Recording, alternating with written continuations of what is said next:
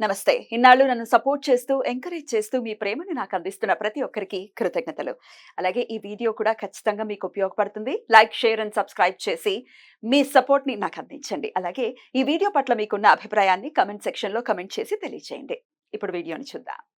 నమస్తే. Welcome to our channel. నేను పద్మిని. ప్రస్తుతం మనతో పాటు ప్రముఖ ఆధ్యాత్మికవేత్త, నారీసేన ఫౌండర్, దత్త ఉపాసకురాలు శ్రీమతి లతా దత్త గారు మనతో పాటు ఉన్నారు. మాట్లాడదాం. నమస్తే అక్క. నమస్తే రా. జై గురుదత్త. శ్రీ గురుదత్త అక్క. అక్క కొంతమంది మేము గురు పూజ మొన్న కూడా ఒక కాల్ వచ్చింది. మేము ఇలా పూజ చేసుకున్నామండి, మా ఇంటికి ఎవరో తెలియదు, ఒక ఆయన వచ్చారు, అవధూత. అసలు ఆ రూపాన్ని చూస్తుంటే, ఆ తేజస్సును చూస్తుంటే అసలు చాలా ఆనందం అనిపించింది. లేకపోతే సడన్ గా యాచన చేస్తున్నట్టుగా రావటం, యాచకుల రూపంలో రావటం. అసలు ఇవాళ రేపు ఎవరైనా అసలు యాచకులు వస్తున్నారా? నిన్న మన పీఠానికి వచ్చారు. అది కూడా చెప్పండి అయితే. సో ఇట్లా చెప్తూ ఉంటారు. భలే వాళ్ళకి ఆ పూజ చేసుకున్నందుకు ఓ స్వామి స్పందించారా అని మనసు చాలా తృప్తిని పొందుతుంది, సంతోషపడతారు. ఇవి ఎవరితో చెప్పారనుకోండి, నమ్మని వాళ్ళ దగ్గర చెప్పారనుకోండి, కొట్టి పారేస్తారు. ఎవడో వచ్చారు బుడ్డి కొట్టడానికి, నువ్వేమో దానికి పడిపోయి ఆనందపడిపోతున్నాను.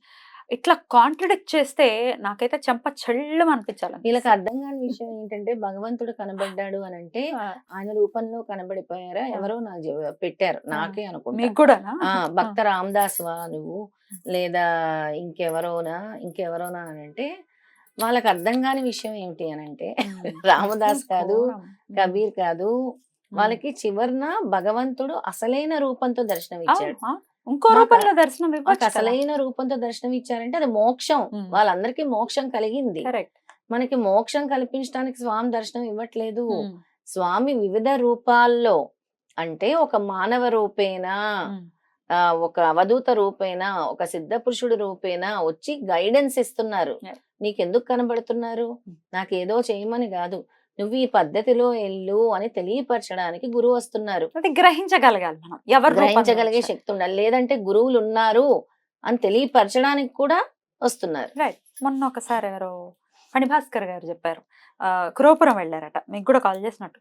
కురోపురం వెళ్తే ఒక కుక్క వారి వెంట నడుచుకుంటూ వెళ్ళిందట, రూట్ చూపించిందట. చూసారు మరి, ఆయన ఆశ్చర్యపోయారు. నేనేదో యాదృచ్ఛికంగా అప్పుడు ఫోన్ చేసినప్పుడు చెప్పారు, ఏమంటే మీరు నమ్మరు, ఓ కుక్క వెంట వచ్చిందండి, అది రూట్ చూపించిందండి అని. అంటే నిజంగా స్వామి ఎలా అయినా రావచ్చు కదా. స్వామి ఏ రూపంలో, భైరవుడి రూపంలో, యతీశ్వరుడి రూపంలో, పిచ్చివాడి రూపంలో, మానవ రూపంలో మనం గ్రహించగలగాలి, మనం గుర్తు పట్టగలగాలి. సరే అక్క, అయితే ఇలా ఏమంటే మేము స్వామిని చాలా త్రికరణ శుద్ధిగా కొలుస్తున్నాము. ఆయన ఎప్పుడైనా సంకేతం, నా పూజ అందుతోంది, నాకు కూడా అనిపిస్తుంది, స్వామి నువ్వు స్వీకరిస్తున్నావా, అందుతోందా నీ పూజ అన్నప్పుడు ఏదో ఒక చిన్న సంకేతం వస్తే ఇంకాస్త తృప్తి ఉంటుంది, ఇంకాస్త ఉత్సాహం వచ్చేస్తుంది. అబ్బా స్వామి చూస్తున్నా చెప్తుంటే నాకు అనుభవాలు అయ్యాయి. ఇప్పుడు పీఠంలోనే స్వామి ఒక చిన్న బల్లి వస్తుంది, స్వామికి ఇక్కడ కూర్చుంటుంది, కూర్చొని ఏదో చెవులో చెప్తున్నట్టు అనిపిస్తుంది.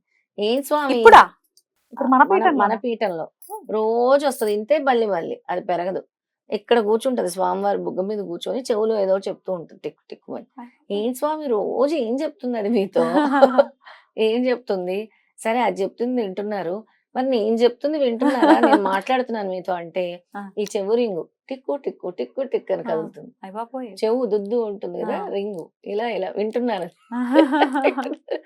పోనీ నేను చెప్పటం వదిలేసే పద్మిని, ఇంతమంది ఎవ్వరు మన పీఠానికి వచ్చినా స్వామి ఇక్కడ కూర్చున్నట్టే అనిపిస్తుంది, స్వామి ఉన్నారు ఇక్కడ. మాకు ఆ పాజిటివ్ వైబ్రేషన్ అనేది చాలా క్లియర్ గా తెలుస్తుంది. స్వామి ఎక్స్ప్రెషన్స్ మారుస్తున్నారని. ఒక బాబు వచ్చాడు, ఆ బాబు వచ్చి, అమ్మ నిన్న స్వామి వచ్చి చూస్తే ఇలా ఉన్నారు, ఈ రోజు ఫుల్ గా నవ్వుతున్నారమ్మా, నిన్న వేరేగా ఉన్నారు, ఇక్కడ ఈ రోజేమో ఇలా కనబడుతుంది స్మైల్ తో అని.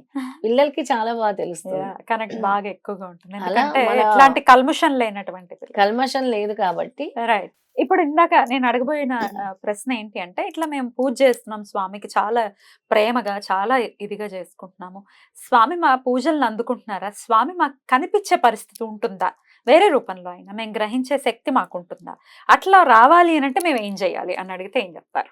ఖచ్చితంగా ఉంటుంది. సద్గురు దర్శనము, సిద్ధ పురుషుల దర్శనము జరిగేటటువంటి మంత్రం నేను ఇప్పుడు చెప్పబోతున్నాను.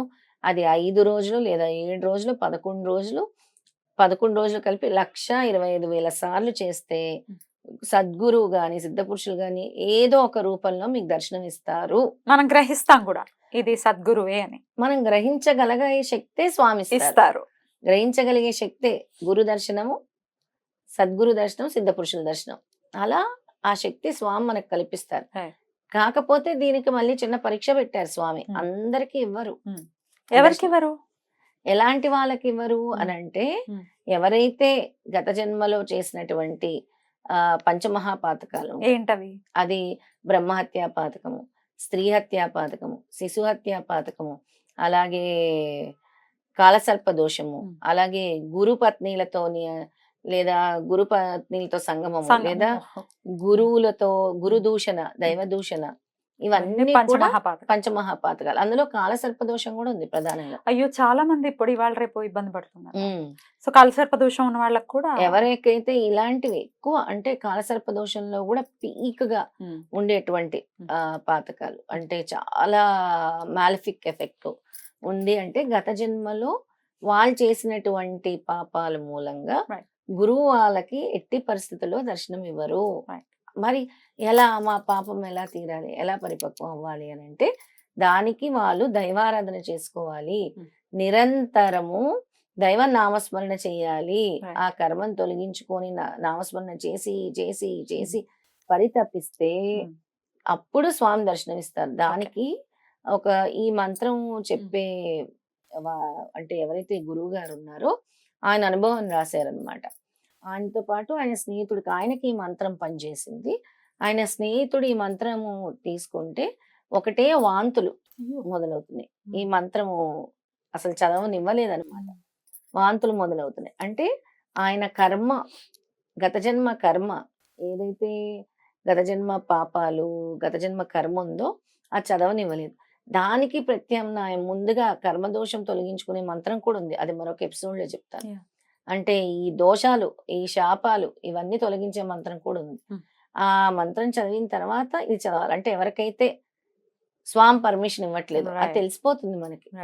ఏదో ఒక అవంతరం రావటం, ఏదో అంతలనే కాదు ఏదో ఒక అవంతరం రావటం. సరే, అయితే ఈ స్వామి అనుగ్రహం కలగాలి, స్వామి ఈ మాంస నేత్రాలకి ఏదో ఒక రూపంలో మాకు కనపడాలి అంటే ఏం మంత్ర సాధన చేయాలి? చాలా చిన్న మంత్ర సాధన, గురువు మంత్ర సాధన. అద్భుతమైన మంత్రం ఇది. ఈ మంత్రాన్ని ప్రతిరోజు అంటే 5 రోజుల్లో గాని, 7 రోజుల్లో గాని, 11 రోజుల్లో గాని పూర్తి చేయాలి. అంతే. ఓం హ్రీం గురో, ఓం హ్రీం గురో, ప్రసీద హ్రీం ఓం. ప్రసీద హ్రీం ఓం. మరొకసారి చెప్తాను.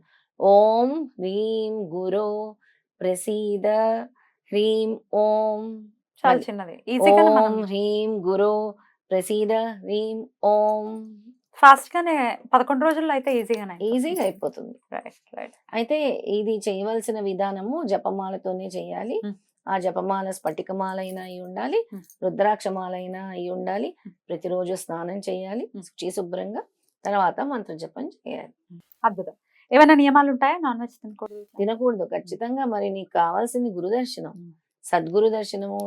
గురు దర్శనం కాబట్టి నియమంగా ఈ 5 రోజులు గాని, 7 రోజులు గాని, 11 రోజులు గాని నియమంగా గురు దర్శనం నాకు కావాలి, సిద్ధ పురుషుల దర్శనం నాకు కావాలి, సద్గురు దర్శనం నాకు కావాలి అని దీన్ని ఒక తపస్సులాగా ఎవరైతే చేస్తారో ఖచ్చితంగా గురు దర్శనం లభిస్తుంది. బ్యూటిఫుల్ అక్క.